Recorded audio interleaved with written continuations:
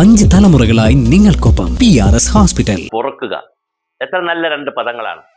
എല്ലാ കാര്യങ്ങളും നമ്മൾ പലപ്പോഴും മറന്നു പോകേണ്ടതുണ്ട്. പല കാര്യങ്ങളും എല്ലാം നമ്മൾ ഓർത്ത് വെക്കേണ്ട കാര്യമില്ല. നല്ല കാര്യങ്ങൾ ഓർത്ത് വെക്കുക, മോശപ്പെട്ട കാര്യങ്ങൾ മറന്നു കളയുക.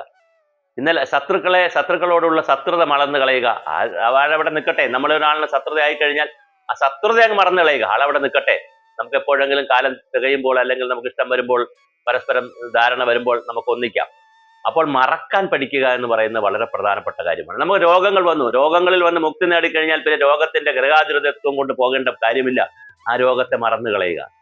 നമുക്ക് കഷ്ടകാലം വന്നു, അതെല്ലാം മറന്നു കളയുക. അതിന്റെ അനുഭവങ്ങൾ എടുക്കാം, പാഠങ്ങൾ എടുക്കാം, അത് അഹങ്കരിക്കാതിരിക്കാം. പക്ഷെ അത് തന്നെ ഓർത്തുകൊണ്ട് ജീവിതം കൊണ്ടുപോകേണ്ട കാര്യമില്ല. ചിലരൊക്കെ പറയുന്നത് കേട്ടിട്ടുണ്ട്, ഞാൻ ഇന്നലെ വരെ പറഞ്ഞത്, കഴിഞ്ഞ ദിവസം എന്നെ പറഞ്ഞത്, അല്ലെങ്കിൽ ഇത്രാം വയസ്സിൽ എന്നോട് പറഞ്ഞത്, എന്നോട് കാണിച്ചത് എന്റെ നെഞ്ചിലിരിപ്പുണ്ട്, ഞാൻ ഇതുവരെ അത് പുറത്തെടുത്ത് കളഞ്ഞിട്ടില്ല, ദാ ഇവിടെ ഇരിക്കുന്നു എന്ന് പറയേണ്ട കാര്യമില്ല.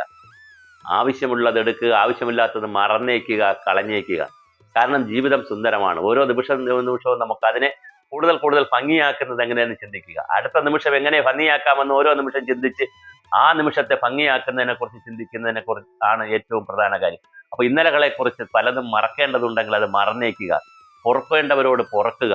അതിനെക്കുറിച്ച് ചിന്തിച്ച് സമയം കളയാതിരിക്കുക. നമ്മൾ ഒരു ജീവിതമല്ലേ ഉള്ളൂ. ആ ജീവിതത്തെ കൂടുതൽ സന്തോഷകരമായി ആനന്ദകരമായി മുന്നോട്ട് കൊണ്ടുപോകുന്നതിൽ നമുക്ക് എന്തെല്ലാം ചെയ്യാൻ കഴിയുമോ അത് കൊച്ചു കാര്യങ്ങളായിരിക്കും ചെയ്യാൻ കഴിയുക. വലിയ സാമ്പത്തികമില്ലാത്ത ആളുകളുമുണ്ട്. അവർക്കെല്ലാം വലിയ രീതിയിലുള്ള സന്നാഹങ്ങളും ആഡംബരവും ആത്യാർത്ഥ്യവും ഒന്നും കാണിക്കാൻ കഴിയില്ല. എങ്കിൽ പോലും കൊച്ചു സന്തോഷങ്ങൾ ജീവിതത്തിൽ കൊണ്ടുവരാൻ കഴിയും.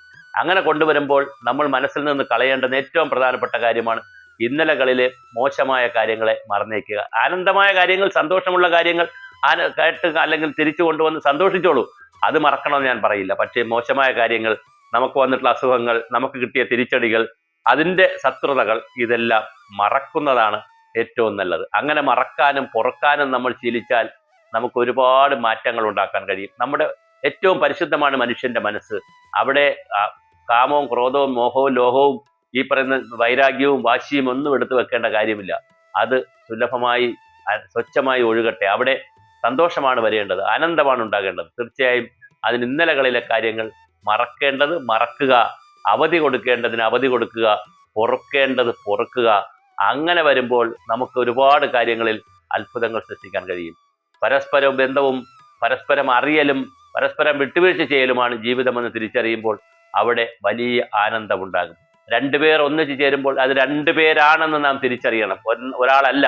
അപ്പോൾ തീർച്ചയായും രണ്ടുപേരാകുമ്പോൾ ആ രണ്ടുപേര് തമ്മിൽ ആശയ സംഘർഷവും ആത്മസംഘർഷവും ഉണ്ടാകുമ്പോൾ അവിടെ മറക്കാനും പൊറുക്കാനും കഴിഞ്ഞാൽ നമുക്ക് അത്ഭുതങ്ങൾ സൃഷ്ടിക്കാൻ കഴിയും.